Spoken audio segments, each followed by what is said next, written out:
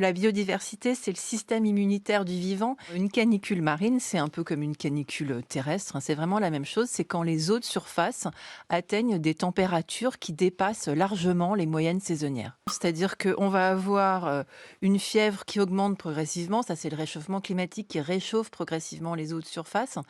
Alors, les eaux de surface de l'océan se sont réchauffées de près d'1 degré, hein, depuis qu'on les mesure de manière précise. Et ces canicules marines, c'est vraiment des poussées de fièvre qui vont conduire à des événements de mortalité des espèces qui vivent dans l'océan. Mais en fait, les effets après la canicule, les effets de long terme, on peut comparer ça à un Covid long. Qu'est-ce qui se passe après la canicule? Les températures qui étaient à 30 degrés, elles ont chuté d'un seul coup.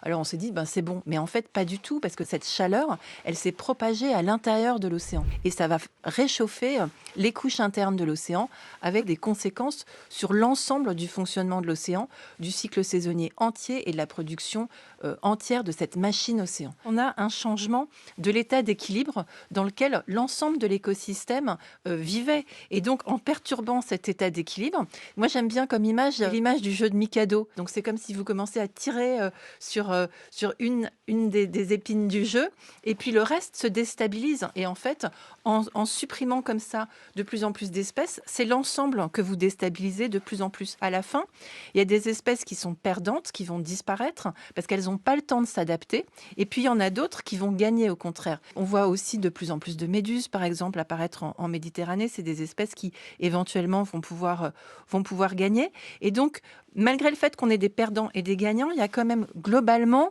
un risque de perte de biodiversité globale.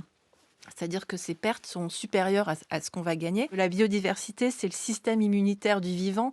J'aime beaucoup cette expression parce que ce qu'elle exprime, c'est que face à des pressions, il y a certaines espèces qui vont s'en sortir et pas d'autres. Et à partir du moment où on a de moins en moins d'espèces, on est de moins en moins capable, globalement, en tant que communauté d'êtres vivants qui peuplons l'océan, de résister à l'ensemble des pressions.